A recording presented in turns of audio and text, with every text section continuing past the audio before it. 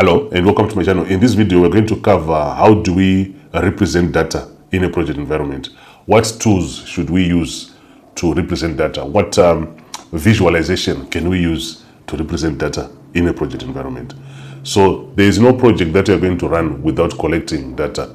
Then you have to present it either to any stakeholder in the project. You have to present it to any stakeholder in a project. Some they might want it in a form of a weekly report, monthly report, yearly report, depending on the type of the project that you're executing. But it's very important that whatever project you're executing, you also represent the information that is coming out of the project. Hello and welcome to my channel. My name is Oscar Mbira. I'm a certified project and program manager. In this video, I'm going to cover data processing in a project environment, which is one of the most important activities that you can ever expect in a project environment. So let's move on. I hope you're enjoying the video so far. If you're new to the channel, don't forget to click the like button, subscribe button, and the notification button so that you're the first person to be notified each time a new video is uploaded on this channel. It will also help this channel to grow. It will also help this channel to produce more videos like this one. In a project environment, when you're starting a project and you're executing a project, you're monitoring a project all the way up to closure, there is normally a lot of data that is coming in. I can give you a good example. It's like when you're running any business, you always collect some data to do with your business. The same also applies to project management. So in project management, as you initiate your project, execute a project, and then close your project, you collect a lot of information all the way along the journey. And one mistake I've seen so many project managers making is not to take advantage of that information. They collect, they make decisions, they move on, that's it. I can tell you, managing data, you might want to call it data, it's the same thing. Managing data in a project environment is very, very critical. It's very, very important, and you should consider that whether you're a project manager or you're even just a project member or even a project team manager. The information that you collect is very important for your decisions. So there are basically 4 stages that you take through the data that you have in a project environment. So the first one is data gathering. We are going to cover a number of items or ways to gather data. For example, we talk of brainstorming as an example of data gathering. We are also talking of, say, interviews. You can also interview people for you to gather information. You can also send questionnaires, and you can also do some surveys just to make sure that at least you're able to gather information. So data gathering, we are going to cover on that particular aspect. Then the second item is data analysis. So, after gathering the data, you also need to analyze it. You need to get more information, or you want to transform it from data, which is raw data, to information. That is also very, very important. You normally make decisions based on information. Say, for example, you want to analyze for the last week, how is the team performing in terms of, say, defect resolution, assuming it's a software Kanban or it's a software project. How is the team performing in terms of attending to requirements from the user, resolving issues coming from the user? So that is what is called trend analysis. You also want to look at variations, say, for example, cost variation from last month to this month. So this is all part of data analysis. Then the third one is data representation. How do you show the information that you've been collecting over time, whether it's a week, it's a month, or it's a year, pertaining to that project? How do you represent it? Especially when it comes to stakeholders or people who are not involved in the day-to-day running of the project. How do you represent that information? So we are going to look at histograms, for example, which shows the distribution of the information. We are also going to look at a number of them so that we appreciate what exactly does it mean when you say want to represent data that is coming from the project. Then the last one, which is very, very critical, is all these stages. You are gathering data, you are analyzing it, you are also representing it. You now need to make decision. Should we increase the budget? Should we increase the resources? Should we reduce the resources? Are we supposed to adjust our schedule? And so on and so forth. So that is why it's very important that especially if you're a project manager, you make what are called data-driven decisions in a project environment. That is very, very important. And this is what we are going to cover in this particular video. It's going to be quite interesting, and I would encourage you to watch this video all the way up to the end. So let's move on one by one. We are going to look at these 4 stages: data analysis, data gathering, data representation, and then decision making. If you want to dive deeper into understanding what is project management, I've also created for you a very comprehensive ebook, which you can also access using the link in the description below. So you could be asking, Oscar, why does data matter in a project environment? I'm going to explain to you. Data management in a project environment is very, very important. And one of them that you have to appreciate is decision making. Don't make decisions based on opinions or based on bias. Always try to make sure that your decisions, they are based on the data that you are collecting when either before starting the project, during the project, and even when you're closing the project. You cannot make a decision based on your personal opinions in a project. Always try to understand, especially from all the stakeholders from the project team, what information is available for you to make that decision. So it matters because you need to make a decision. Number 2, why it matters to have data management or understanding in a project environment is also on risk management. You also need to manage risk in a project. But how do you manage risk if you don't understand what is going on? If you don't collect the information that is required for you to understand probably the impact of the risk, the probability of the risk, and also the proximity of the risk. So it's quite important that you appreciate and understand that you use that data for decision making, you use that data for risk management. If you want to understand more about risk management, I've created a video on risk management. You can also watch it on my channel. I'll also leave a link in the description below. Then the next one is you want your stakeholders to trust you. Stakeholders, they don't normally trust you based on your opinions. They also want you to back up your opinions with some data. Next, with some information, some numbers, okay? So it's quite important that you also collect this information in a project environment.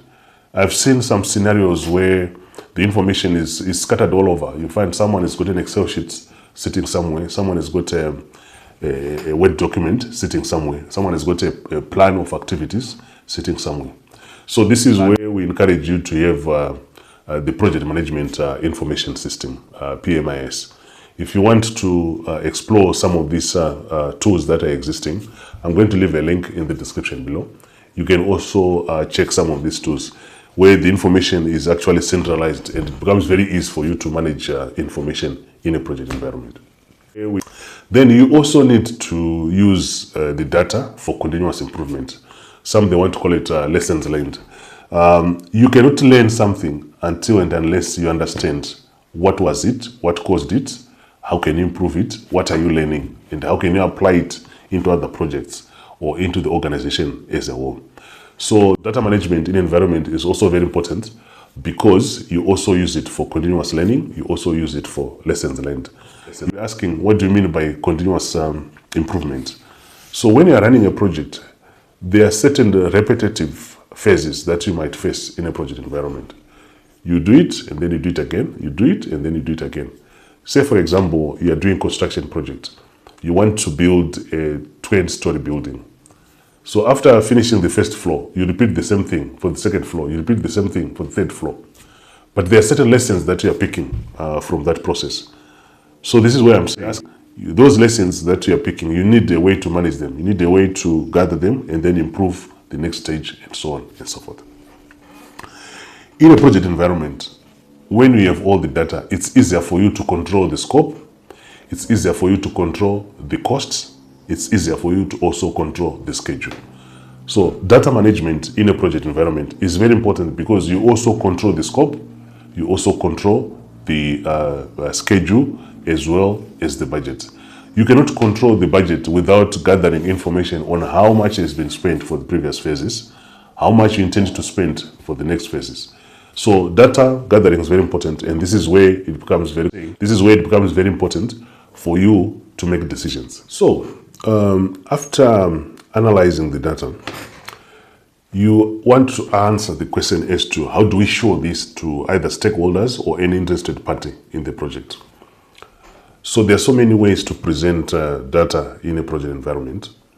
One of them is flowcharts. For example, we're going to cover them one by one. Fishbone, which is the Ishikawa that we're talking about, the Matrice. You also want to use that, histograms, scatter diagrams, and also control charts. So you want to present what you have gathered. You want to present your analysis, which means what it means. You also want to present the information that we have currently in a project. How do you do that? Let's look into them one by one. So the first one is flowchart. So in a flowchart diagram, you want to show how processes or sequenced processes, they go all the way from the beginning up to the end. It might have if-then, which means it can have branches or different scenarios which you can model. But at the end of the day, it should be able to show one route that is going to be taken all the way up to the end. And in between, what processes are supposed to be done and what techniques you can use. So a flowchart is normally represented with some symbols. One of them is, if it's a start, it's normally where you're starting from. And then process, this is where the process or the action items are being done, or the techniques or the tools that you're using.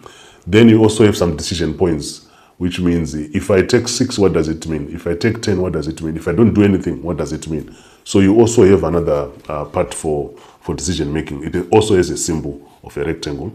Then you also have the flow, which shows which direction are you also following.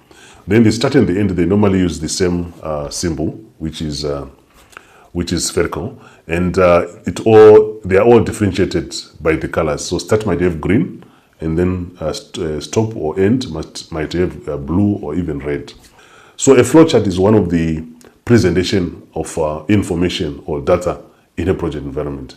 You have gathered, now you want to show people how the information, say for example, you are gathering information on, I'll give you an example of a banking situation. You want to give information, or you want to show how information flows when it comes to deposits, cash deposits. So obviously, there's going to be either electronic or physical completion of a deposit slip, where you indicate how much money you want to use. And then there's going to be a signature to approve that you're making that deposit. Then there's going to be capturing of the account number, the amount, and even some denominations that you're also going to deposit. So that can also be represented in a flowchart. So a flowchart is one of the very important techniques that you can use to represent data in a project environment. So in this section of the video, we're covering the fishbone, which is also another technique for data representation.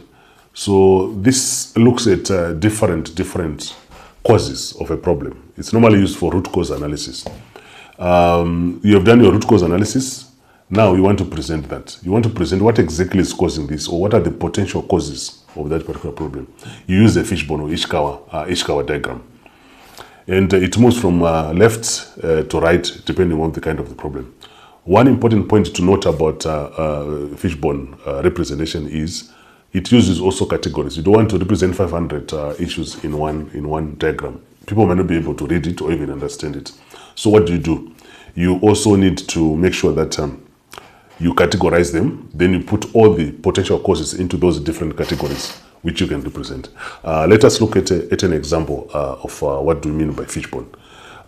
Say, for example, you have a project deliverable missing quality standards, which means your stakeholders are complaining that whatever is coming out of the project, it's not meeting their standards. So you look at different causes. One of them, it could be people. People could be causing that because of lack of training or because of high turnover. It could be even processes. Your processes are not intact to make sure that the standards are maintained. So we are looking at quality checklists, for example. We are looking at late reviews. It also could be because of materials. The type of material that you are using is also causing the standards to be low, okay? You have the wrong specs, or you're using the poor quality materials, or you're not using even templates. So therefore you end up producing something which your stakeholders might complain. It could be equipment. The type of equipment that you're using, maybe something is obsolete or something substandard, is also causing that. It could be environment, the environment in which you're creating the products or the deliverable of the project. could also be causing that. So it could also be because of management, the way people are. There's an unclear scope, for example. There is no oversight. Then at the end of the day, you find the poor quality of deliverables coming out of the project. So this Fishbone or Ishikawa diagram is very, very important when it comes to root cause analysis, when it comes to root cause also representation to stakeholders or any interested party. So the other representation of data in a project environment is what is called histograms or matrice. So when it comes to histogram, you want to show the distribution of issues. Histograms, sometimes they're also called Pareto diagrams. You want to show the distribution of issues to see where, not just issues, you want to show the distribution of the parameter that you are looking at. It could be issues or risk.